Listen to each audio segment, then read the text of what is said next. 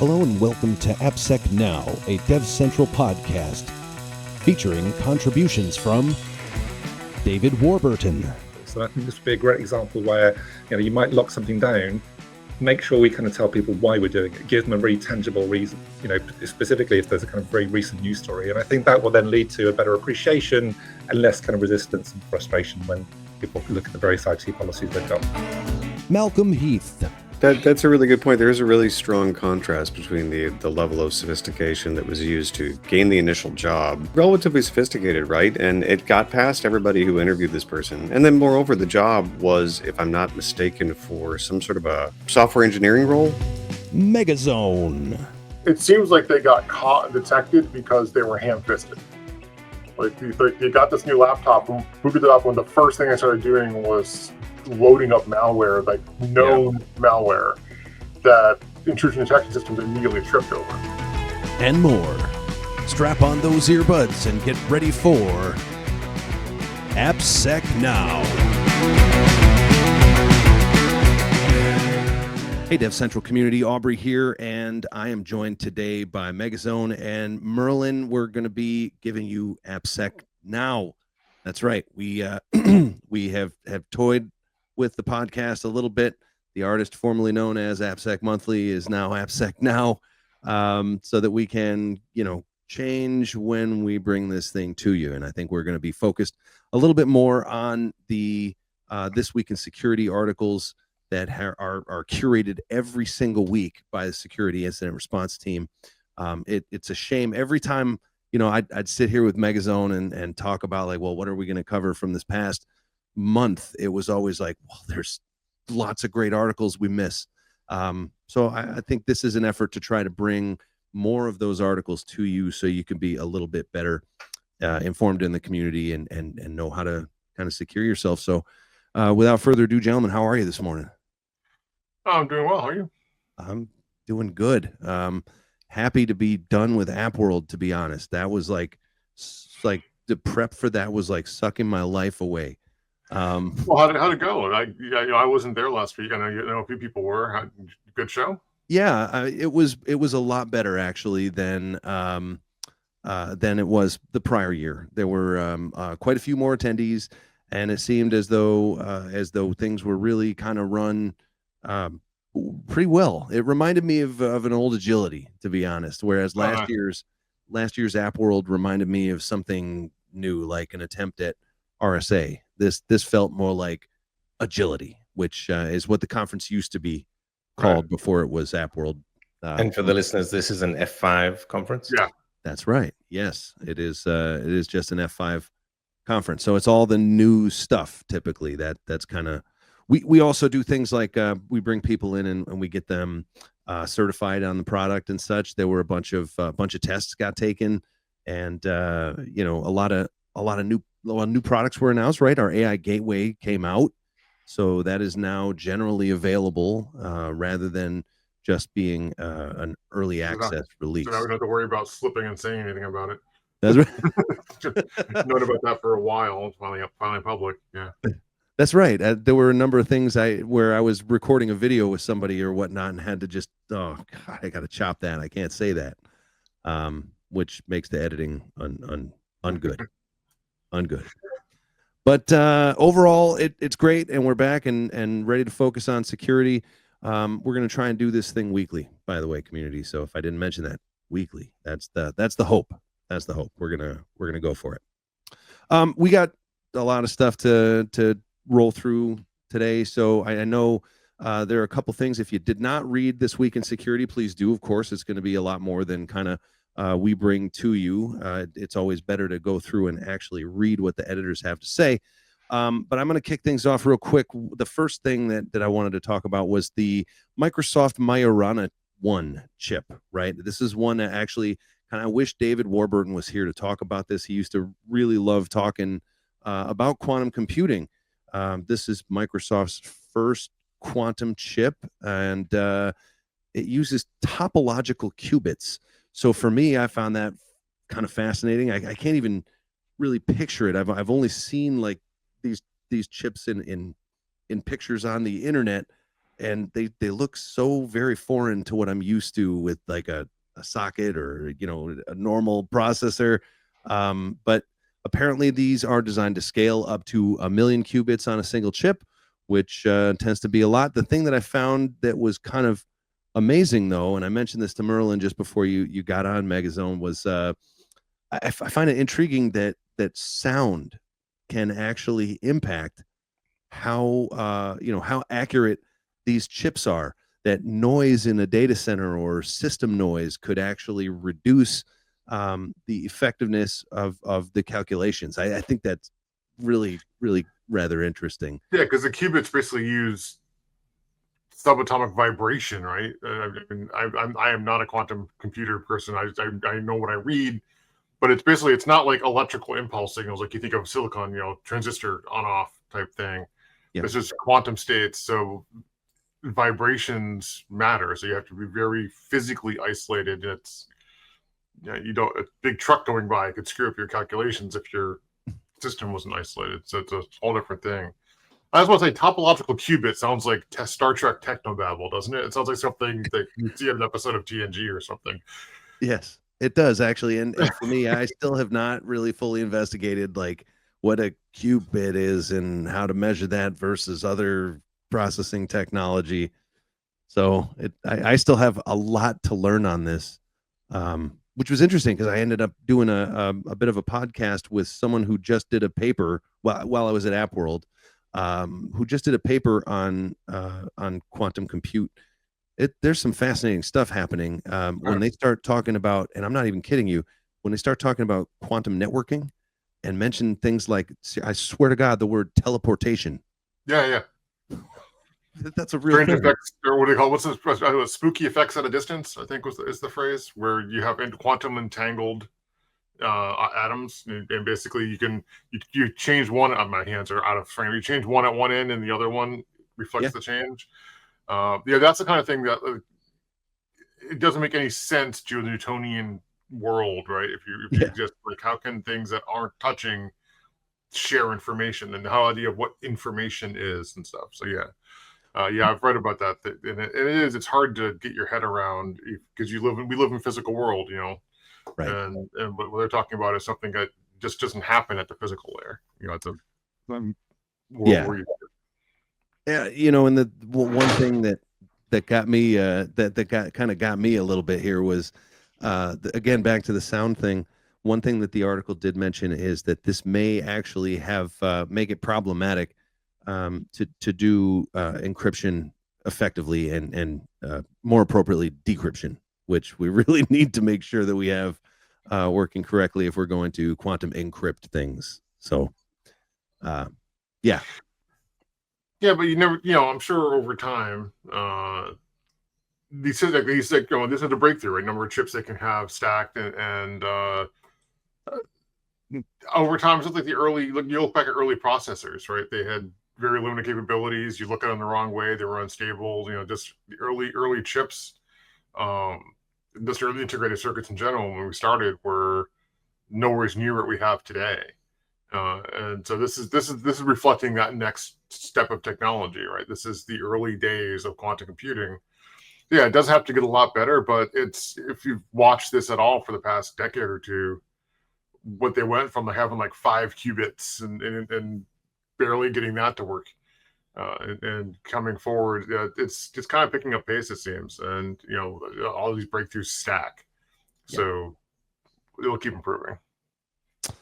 Well, speaking of things improving, right? I guess we're going through some improvements right now in our efficiency in our government, so to speak. And that's something that also did make it into the This Week in Security article. There was, I think, if anyone has been hiding under a rock, they don't know what's happening in terms of the cuts that are happening in the United States federal government. But one thing to note, it looks as though, unfortunately, 130 employees were cut from CISA. So our cybersecurity and infrastructure security agency, which I think, I think all three of us have come to rely on the findings and the research that they do and kind of the standards that they put forth. What kind of, Megazone, what do you think about how this kind of cut could impact what we see in terms of good cybersecurity in the future in this country? I will try to steer clear of the political aspect of things. I have some very strong opinions, but we have seen this. People we work with at CISA are gone, just from the cert side. Like people who we've worked with there on a regular basis are no longer with CISA. This is, I think, from a cybersecurity perspective, just terrible. Like they were already. I work with those people a lot from our position to certs, kind of the F5's contact with CISA, and it's kind of devastating to what we're seeing over there, and just in general with cybersecurity. Of the resources are already thin for what their mission they were trying to accomplish, and now they have fewer resources to try to accomplish the same mission. We're seeing them have the cutback on outreach to industry. Like there's the whole CISA pledge, the Secure by Design pledge that F5 is a signatory of. There are recurring meetings on those. The next couple of meetings have been canceled. I don't know if that's going to resume or what, but they dropped. I got the cancellation messages the past couple of weeks. So there used to be a monthly meeting for the people, signatories of that, kind of a technical review meeting every month. That's been dropped. I don't know what the future of that is. We've seen other cutbacks. They've had to cut speaking engagements. Part of their mission is to improve cybersecurity, and part of doing that really requires outreach. VulnCon's coming up, in like a month, and we've had some of the submissions for panels were from members of CISA, and we're still kind of waiting to hear confirmations of whether they're going to have to, they're going to be able to accept their acceptance. The notifications were sent out to the people who were selected. But people who aren't aware watching this, I'm one of the organizers of VulnCon, and I was on the review committee.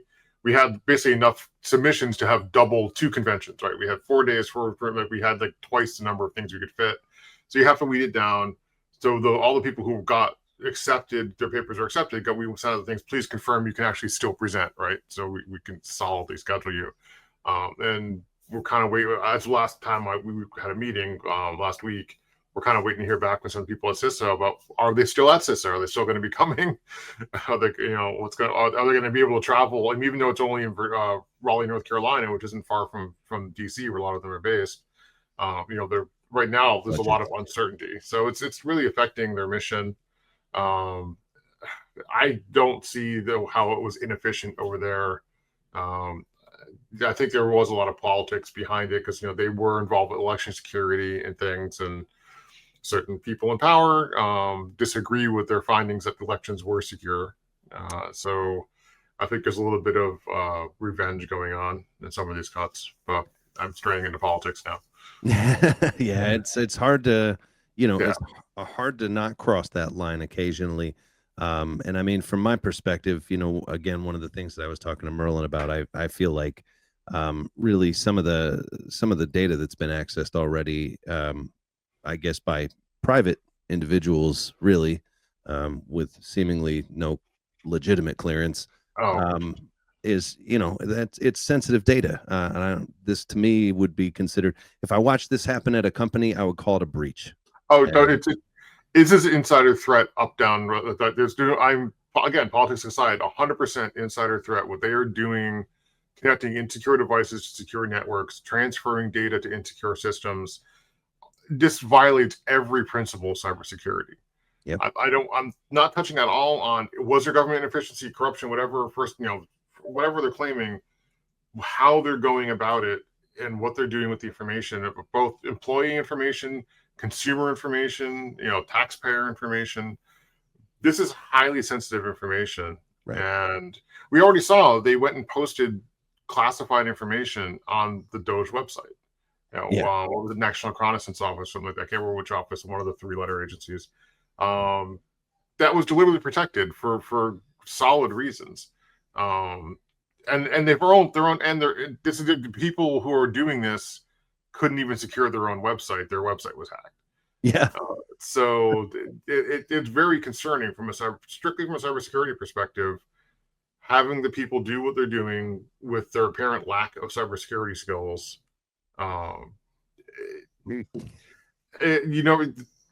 Because they're connecting to these networks that should not have insecure devices connected to them, even if this is stopped and, you know, if this administration wraps up and somebody else comes in, like, you're going to have to scrub all those networks to make sure that there's no lingering problem. There's nothing, you know, remaining, no backdoors, no Trojans, no malware, anything, because that's why these are isolated networks and secure networks. But I've been talking a lot, Merlin. Go ahead. Yeah, something I want to suggest here is, you know, if I'm a nation state, I'm now very interested in these DOG, GE members, right? Like, Oh, yeah. they're a vector. I would be targeting them right now. Oh, Yep. totally. And their names are all public, I think, right? Oh, yeah. They got doxed like Me repeatedly. Yeah. day one. Yep. Well, yeah. we'll have to wait and see, you know, what comes of that. I know we can't. I fear that if we continue on this, we'll stray further into politics than we need to get. But we can continue on with the news, of course. Now there were a couple of interesting CVEs that were noted in this week of security as well. I'm going to start off with OpenSSH flaws. So apparently, I was amazed with the scores on these. They're lower scores, but I have to, as an ex-systems engineer, you know, and somebody who designed a heck of a lot of Unix systems over time. It's incredible how widespread this could be with OpenSSH. So I think that we've got one was a CVSS score of 6.8, and the second one was 5.9, right? But it would appear that both of these are around both the client and the server, and verify host key DNS settings allowing a DOS. That to me is that setting alone. And again, I was saying this to Merlin before you showed up. That setting gave me like palpitations on numerous occasions, just because there was always going to be like some firewall guy would like come in and didn't know what he was doing and cut my access to port 53, and my systems could no longer get DNS, therefore they would not let anyone in, which really stunk. But that doesn't look like, you know, the case. It looks like there's actual, you know, machine in the middle and DOS vectors here. Any comments? I thought I heard someone go through like how this was found. I thought it was quite interesting from a code review perspective, how they found it. They found a pattern. There's like an idiom in the code for doing it securely. And then the researcher was like, oh yeah, I wonder if that's a pattern that's, you know, obeyed everywhere. And they just found the cases where it wasn't, and that led to a finding. I thought that was very interesting. Yep. Yeah. It's always DNS, right? It is, unless it's LDAP. That was always It depends on your speciality. You know, for me, it's always SSRF. Yeah, it's just a running joke in cybersecurity. It's just, you know, it's always DNS. But the thing is, DNS is often a weak link, because by default, you know, we have DNSSEC and all, but most DNS still to this day is not DNSSEC, and that name to IP name, whatever your forward reverse lookups you're doing, that's always been a weak link, and that's always been a vector for impersonation. Because if you can get it to go like, oh no, I'm at that IP address should be over here. Come this way. Come over to my server, or, you know, trust me. The good news is for this with verify host key, the DNS option, that's off by default. So that's I think one of the mitigating factors here is you're not. This isn't going to be like everyone running OpenSSH, because there's a wide variety of version 6 to version 9 something. Quite a large number of releases were affected by this. What was the numbers again? It was the kind of configuration that you use when it's at scale, right? When you have lots of hosts to manage, then you want this. So it's kind of like the big fish are the vulnerable. Yes, and the clients were 6.8 P1 to 9.9 P1. As far as the second one on the DOS attack, 9.5 P1 to 9.9 P1, and anything with 9.9 P2 or better is going to be fixed on this. So hopefully that's it. It's just a simple upgrade and people are good to go. I think Anyone who's done significant Unix administration does understand, though, that that can be a heck of a maintenance window for all those. That said, in the world of containers, who knows? Maybe it's like you just have the new containers built and just pop up the new containers.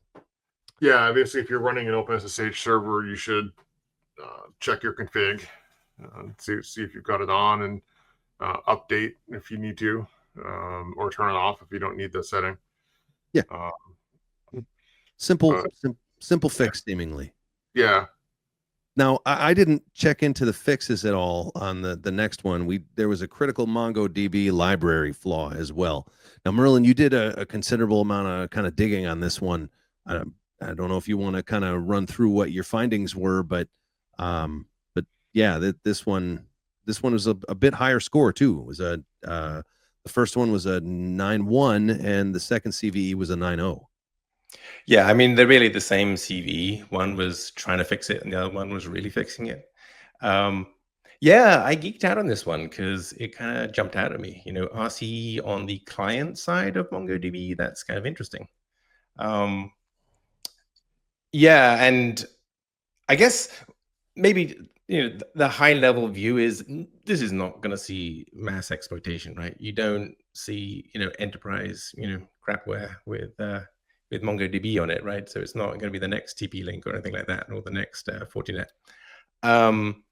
And also, just because of the way this thing works, you're really only going to find it if there's an intelligence driving the discovery.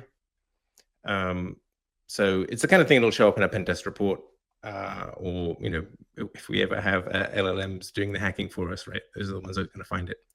But I guess a little bit of what it is, it's a mechanism it's this thing called populate, where you can basically take MongoDB is an object store, so it doesn't do really joins. You can't, not like a SQL database where you can join things together, but you can, if you have a convention where, hey, there's going to be an ID for another document inside this document, there's this thing called populate, where you can say, oh, populate this with something from over here.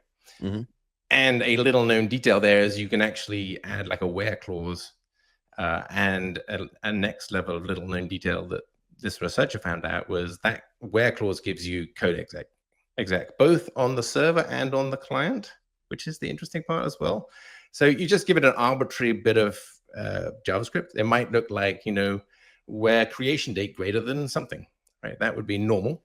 Yeah. And if you look under the hood in the Mongoose library, oh, by the way, this only affects JavaScript, the JavaScript client. It's just building a function. It's basically straight up eval. It's saying return the result of this expression. Boom.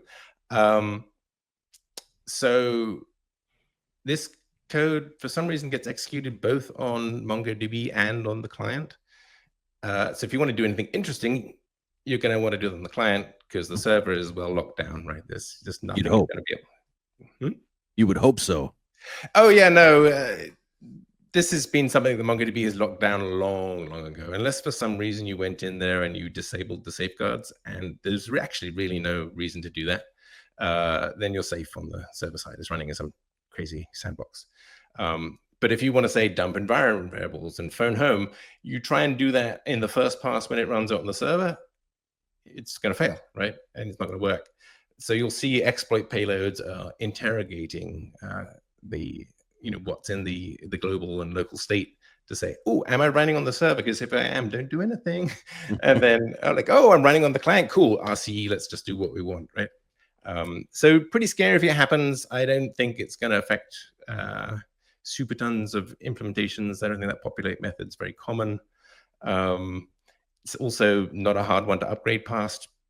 It's not going to break anybody. Yeah. The thing that especially whenever you see a remote code kind of executable sort of thing on on a client, to me, where that always makes me nervous is whenever you've got like a bastion host, right? That's just sitting there for massive system access. That kind of thing scares me, if you can kind of, because I used to have all kinds of little database clients and stuff like that on my bastion hosts when I was taking care of systems. And to me, that's like that makes me very nervous, right? Well, because you should don't be want to nervous know. then, because all API services are bastions, in effect. The little gateways to your data center. True. So yeah. True. Well, okay, and I guess we can, if anyone wants to read more about that, we are going to have, the links are all listed in This Week in Security. So Yeah, and there should be an F5 Labs article on this, maybe even by the time this goes live. forthcoming. Oh, I don't know, man. It's gonna be like this afternoon, I hope. Then it won't be, like a day or two after that.